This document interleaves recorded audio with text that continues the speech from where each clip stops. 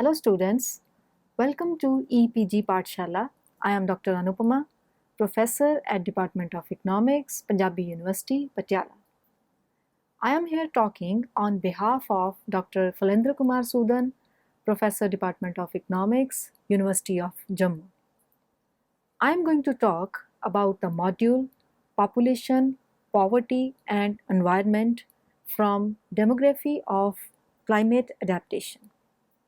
So students, we are going to discuss about the relationships among population growth, environmental degradation and poverty and its potential feedback with climate change.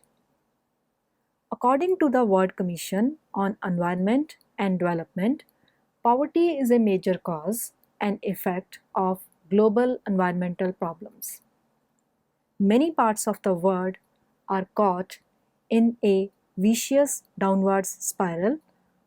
Poor people are forced to overuse environmental resources to survive from day to day, and their impoverishment of their environment further impoverishes them, making their survival more difficult and uncertain. The world's population was nearly 1 billion in 1800. There has grown to be 7 billion today. The world population is likely to be between 7.5 and 10.5 billion in 2050. All the net population growth in the next 4 decades will occur in urban areas of less developed countries. The ecosystems will also be rapidly degraded and pose threats to poor livelihoods and well-being. More than 60% of ecosystems are degraded or used unsustainably, which hampers the livelihoods of the poor and contributes to poverty and act as a barrier to achievement of the Millennium Development Goals.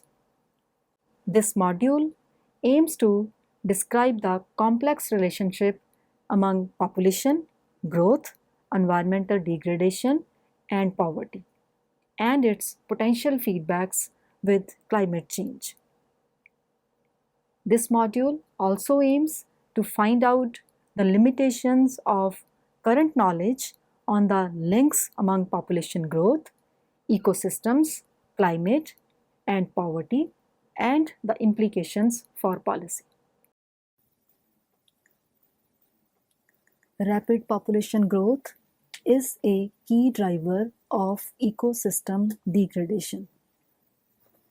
Human population amplifies environmental risks and degradation. This poses a challenging future for the world's poorest. Currently, more than 1.4 billion people live in extreme poverty, which is defined in terms of less than $1 per day. A high proportion of them depend on degraded ecosystems. The poor are also highly vulnerable to decline in ecosystem services and environmental degradation, which leaves them vulnerable to natural disasters. Now let us examine the relationship between population, climate change, and poverty. According to T.R. Malthus, the power of population is indefinitely greater than the power in the earth to produce subsistence for man. He envisioned an impending doomsday scenario with excessive population growth and limited supply of natural resources. According to him, with increase in human numbers, food supplies would be insufficient to feed them. Human population would be pushed back below the carrying capacity of agriculture systems by positive and preventive checks. Positive checks would increase mortality due to disease famine, higher infant mortality, malnutrition, and war.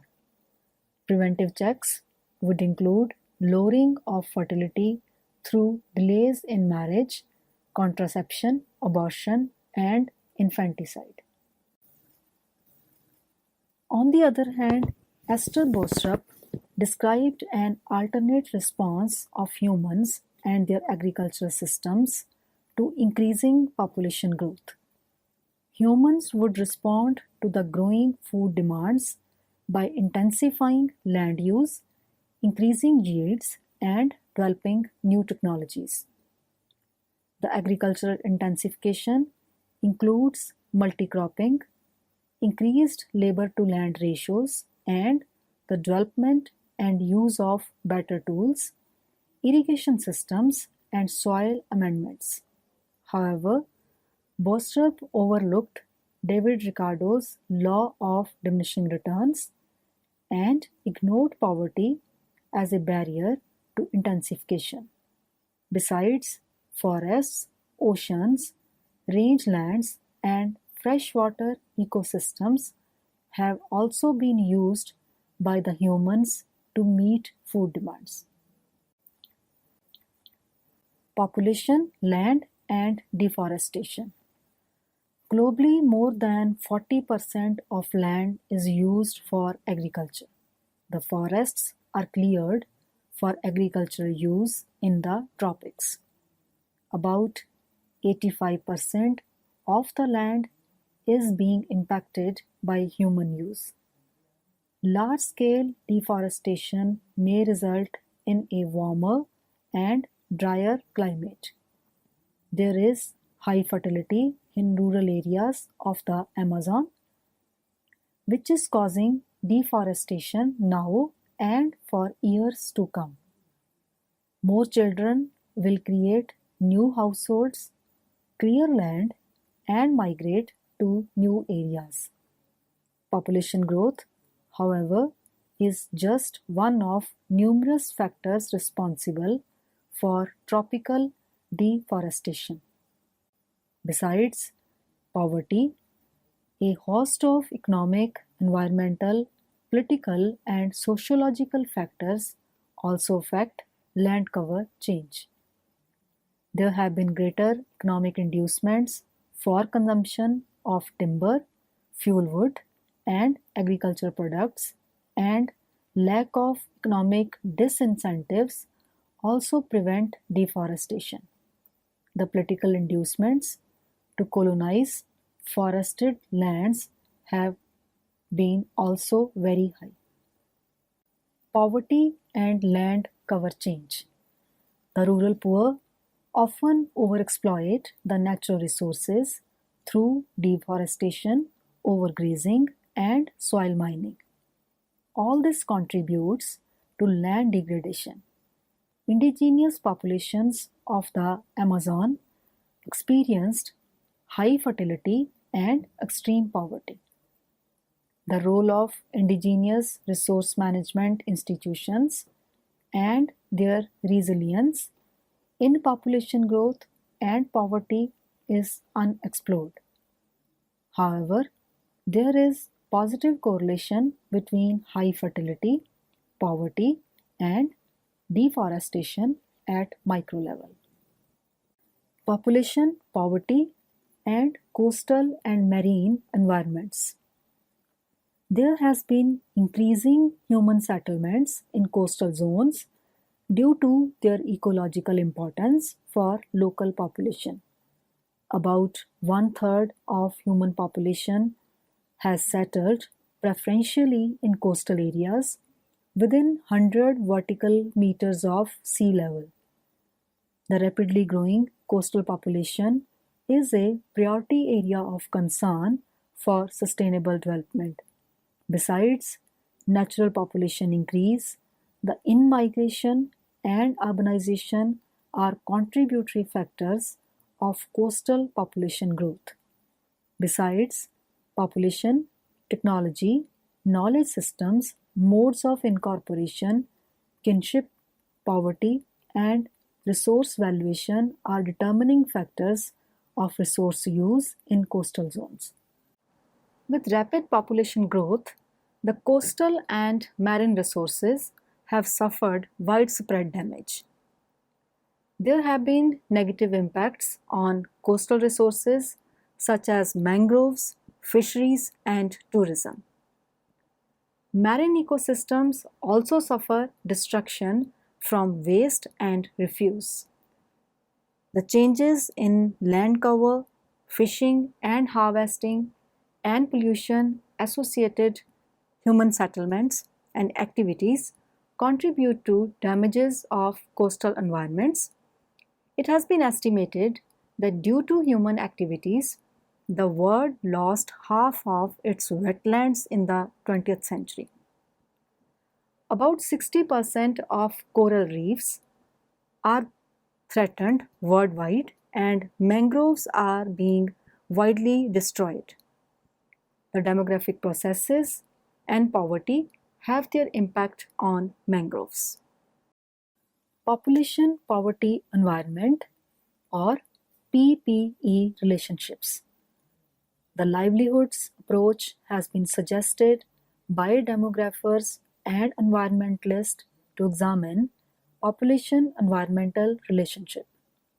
This approach is based on use of natural, social, human, physical, and financial capital for livelihood activities. Different types of capital allows for a more complete understanding of population, poverty, and environment relationship. At the household level, population growth, poverty, and environmental degradation lead to a downward spiral. Human modification of land cover accounts for approximately 35% of the anthropogenic contribution to carbon dioxide emissions. The effects of climate change may necessitate a shifting of livelihood strategy. Climate change, that is, greater frequency and magnitude of precipitation and drought, can affect population and poverty through environmental services. This interrelationship has been shown in Figure 1. Population and poverty. High fertility leads to poverty of households. Health and educational needs of large family reduce savings and investments in production activities. It lowers female labor force participation and decrease household income. Rapid population growth may exacerbate resource scarcity. The rising population also creates challenges for the equitable provisioning of adequate schooling and social conditions. Degraded social order impedes environmental protection. Poverty and environment. Poor households have inadequate land resources and little access to financial capital. They have less access to technological or physical inputs to invest in new agricultural products and techniques. Poor households are less likely to have the financial and human capital. This hampers their mobility to find employment in response to limited local opportunity. Poverty and population. Poverty may contribute to higher fertility. Infant mortality tends to be higher in poor families. Women in poor households are less likely to have knowledge of and access to means of preventing unwanted pregnancies. Poor young women are more likely to marry early. They have less education and high fertility, causing high population growth. Environment and population. Water and fuel wood scarcity results in women and girls spending more time gathering these resources, which may affect girls' schooling and women's labor force participation.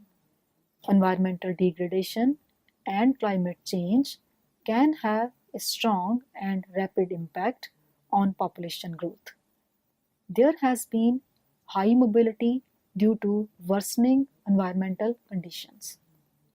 Population growth causes environmental change. It is an important contributing factor to land cover change. Population growth and poverty are the primary causes of global deforestation. The relationship between population growth and environmental change is rarely a directly proportional relationship. It is influenced by population dynamics and institutions. Poor rural households tend to be more dependent on natural resources. They are therefore more vulnerable to environment change. Besides, the spatial and temporal scale is important. There is a strong link between population growth, deforestation, and land cover change. The political, economical, and institutional factors may also contribute to population growth, poverty, and environmental relationships. Population growth can drive the expansion of natural resource extraction from local ecosystems. Now let us examine the relationship among population, poverty, and environment with a new perspective. According to Neo-Malthusian, rapid population growth is a direct cause of poverty, malnutrition, and hunger. Poverty is linked with income or consumption measures. This approach has been widely criticized for not capturing all elements of poverty. Income should be assessed in terms of flow, that is, for example, sale of agricultural products or assets such as land that may be rented or used as collateral on loans. Both measurements do not include consumption from state-provided commodities such as health and education, etc., or common property resources such as forest, rangelands, etc. The distribution of income within the households are not included. Access to income does not necessarily indicate whether people have access to common public services, clean water, sanitation, education, and health. Therefore, the Sustainable Livelihoods Framework has been developed to assess deprivation, vulnerability, and powerlessness. SL framework highlights net asset position rather than flows of income and shocks rather than stresses. It tends to emerge from self-assessments such as participatory poverty assessment. Following the SL framework, poverty has been more appropriately defined to include income and non-income dimensions of deprivation such as lack of income and other material means. Lack of access to basic social services such as education, health, and safe water, lack of personal security, and lack of empowerment to participate in the political process and in decisions that influence one's life. Alongside new approaches to poverty assessment, many of the environmental concepts are now being reassessed, such as natural vegetation climax and the carrying capacity. Carrying capacity simply refers to maximum population that can be sustained in a given environment. According to population environment nexus suggested by Malthus, population growth will rise exponentially and food production will rise in a linear fashion, which would eventually outstrip many possible rise in food production. This implies impoverishment, famines, and calamity for humans. Malthus' analysis of reduced food availability has not been proved correct, as the majority of people still experience rising per capita food production. Thus, the population food scarcity issues require greater elaboration. Rather, it is the population poverty nexus which remains crucial for many parts of the world. In this context, the entitlements are equally important. The entitlements are actual and potential bundles of commodities which individual can access. Most famines are caused by circumstances of entitlements failures. This approach shifts the emphasis from resource scarcity to access, control, and management. In this context, the role of formal and informal institutions is important in shaping resource endowments and entitlements and mediating people-environment relations. In brief, poor people are both the agents as well as the victims of environment degradation. But the poor people are not passive and they know their situation and know how to cope. The SL approach shows cases of sustainable natural resource management and livelihood outcomes. Alleviating poverty is a prerequisite to sustainable environmental management and offers the potential win-win scenarios. Environment does matter to people living in poverty, and its degradation impacts the poor more adversely. Characteristics of vulnerable regions. It is a complicated task to determine the exact extent, cause, and effect of population, poverty, and environment, that is, PPE linkages. Population growth rates are highest in drylands and tropical forests, which are vulnerable to rapid environmental degradation. These regions have these characteristics. They have a high dependence on natural resources for subsistence livelihood. There is a scarcity of the most basic renewable resource such as water. They experience degradation of soil over a critical threshold beyond which rehabilitation is costly. They have low indicators of human and social development, including reproductive health, with women and children experiencing disproportionate effects. They have inequitable access to natural resources, and in these regions, the women have negligible role in social and economic decision making. Let us discuss the criteria of identifying PPE hotspots. Due to high level of vulnerability, the climate change, political conflict, or natural resource decline,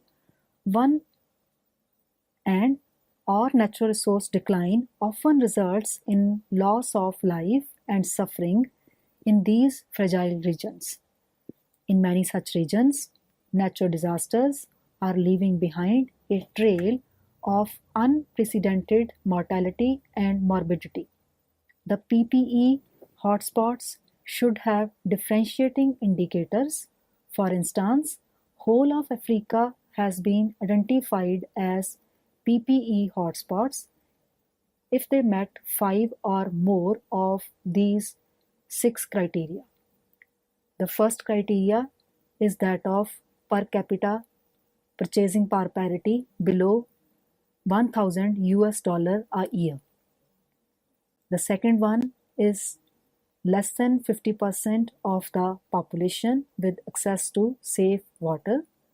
The third one is having population growth higher than 2.6%.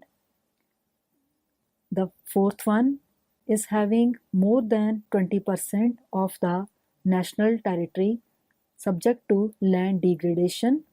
The fifth one is having per capita cropland less than 0.2 hectare, and the sixth one is having more than 20% of children who are underweight. It is important to know about the responses to PPE linkages at the micro level. The first set of responses often adopted by rural households includes the expansion of agriculture into marginal lands or the intensification of agriculture through short fallow cycles and organic or chemical fertilizers. The second set of responses involves increasing non-farm income through trade, crafts, and agricultural labor. The remaining responses are demographic and involve either outmigration, that is, moving to frontier areas or cities, or limiting the number of births. In areas where poverty levels are high, local resource management institutions have broken down and the options for outmigration are limited. Degradation can pass a critical threshold and develop into a downward spiral. In these areas, poverty, lack of education, and insufficient health services contribute to high fertility, which in turn feeds population growth and environmental degradation. This further increases poverty levels and thus perpetuates a vicious cycle. This vicious circle is partially explained by understanding the incentives for childbearing. In addition to assisting with household tasks from a very early age, children have often made substantial contributions to family livelihoods by providing agriculture labor and by helping to convert open access resources such as forests, grazing lands, and fisheries into household income. Thus, even as pressures on natural resources is resulting in their decreased availability at the societal level, there may be continued incentives for high fertility at the household level. However, a number of policy and programmatic responses have been identified that might de-link subsistence household livelihood security from family size. These include reproductive health information and services, including AIDS prevention programs and reduction in infant, child, and maternal mortality. The education, especially for the girl child, aimed at meeting the needs of rural agricultural communities, informal education for youth and adolescents, improved agricultural extension, and other participatory development efforts that are truly interactive, not top-down, and designed for subsistence farmers. More secure land and resource tenure, effective common property, and other cooperative management regimes, the provision of credit and economic opportunities, and most important, empowerment of the woman. Slide 29. PPE in gender perspective. For a number of reasons, a gender perspective is critical for addressing micro-level PPE problems. First, men and women have different roles and responsibilities with respect to health, natural resource management, and income generation. Women often play a primary role in management of health systems and natural resources. They are also most likely to suffer disproportionately the consequences of a degraded environment. Women also have a close connection to the concerns of future generations. Finally, involving women in community action programs gives them a role outside of those traditionally defined, such as child rearing and domestic tasks. those promoting women in decision making and in guiding the process of policy and programs to address PPE linkages is a win-win strategy that is beneficial from numerous perspectives. Poor people are agents of environmental degradation. They are also the main victims of environmental degradation. Incomplete property rights reinforce the vicious poverty environment interaction. Population growth causes both poverty and environmental degradation. Higher per capita income also increases environmental pressure. There are arguments that the poor do not degrade their environmental resource base. Many poor people and societies have been able to generate remarkably stable and resilient institutions for coping with the income variability. It is usually institutional failures in the form of deficient agricultural policy and poor people's property rights and breakdown of community management of local resource base which are the root causes of environmental degradation. There are also views that environmental risks go hand in hand with socio-economic deprivation. Poor people are more vulnerable to loss of biological resources. The extreme environmental stress can force the poorest to migrate. Inequality reinforces environmental pressure. At the same time, government policies can create or reinforce a vicious cycle of poverty-environment interaction. It has been found that tenure security is correlated with the quality of environmental management. However, there is a need to exercise extreme caution with respect to policy prescriptions. The issue is not about the privatization of rights, rather, as it is about community rights to manage common property resources. The privatization of common property resources works to exacerbate inequalities and hence environmental degradation.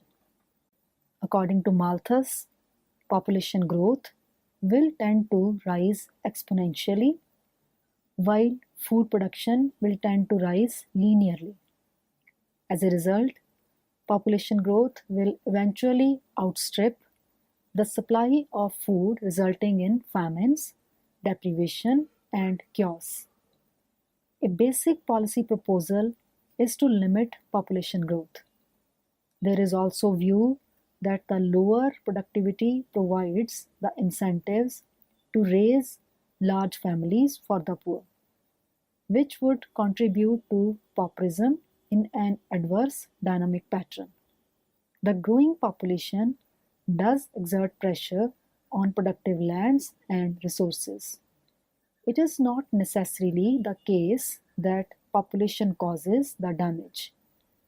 The complex of locally specific social, economic, and environmental and governance circumstances can be strongly influenced by external policy and institutional factors. In some cases, increasing population growth to the rehabilitation and profitability of degraded, unproductive lands. For instance, in the Middle Hills of Nepal, the farmers adapt organizational and land management practices to reduce the impact of population growth and environmental change, such as by using local landslides to increase soil fertility. Would environment cease to be degraded if the population growth is checked? Or would environment cease to be degraded if poverty is reduced or eliminated? It has been recognized that some environmental problems will decline with rising incomes, such as sulfur dioxide emissions, others such as carbon dioxide emissions, and municipal waste per capita will increase. Therefore, economic growth in and of itself will lead to environmental improvement is not based on sound empirical evidence.